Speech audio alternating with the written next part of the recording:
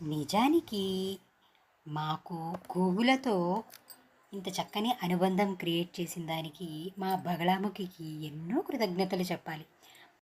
మా నాన్నగారు రిటైర్ అయ్యాక మేము ఈ హౌస్కి షిఫ్ట్ అయిన తర్వాత మాకు మొదటిగా పరిచయమైన గోలక్ష్మి ఈ బగళాముఖి.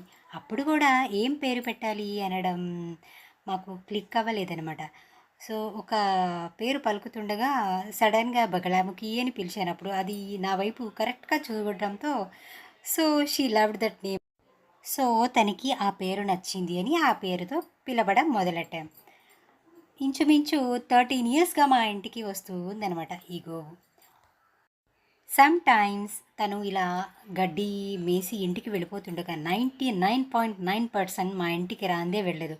ఇన్ కేస్ రాలేని టైంలో తను మా ఇంటి వైపు వెళ్తుండగా సపోజ్ నేను అట్లీస్ట్ లో వాయిస్తో అయినా భగ్గూ అని పిలిస్తే అక్కడే ఆగిపోద్ది.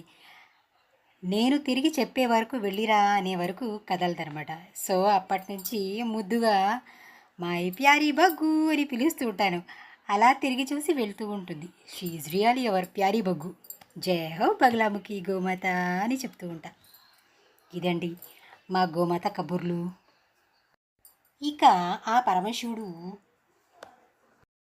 ప్రత్యేకంగా భైరవులతో, ఎన్నో భైరవులతో, నందులతో ఎంత మంచి బాండ్ క్రియేట్ చేశారంటే క్రెడిట్ అంతా పశుపతినాథ్కే చెప్తుంటా. అండ్ ప్రకృతి మాత కూడా అంతే సపోర్ట్ చేస్తుంది. ఇవి సింపుల్ టాక్స్ కాదు. I really felt there sense in many ways that they are protecting me in such a way అని. అందుకే సదా వాళ్ళ చరణాలను ఆశ్రయించి వారి మాట దాటకుండా మా ఆచారాలు వదలకుండా వాళ్ళనే నమ్ముకుని ఉన్నాను. శివోహం.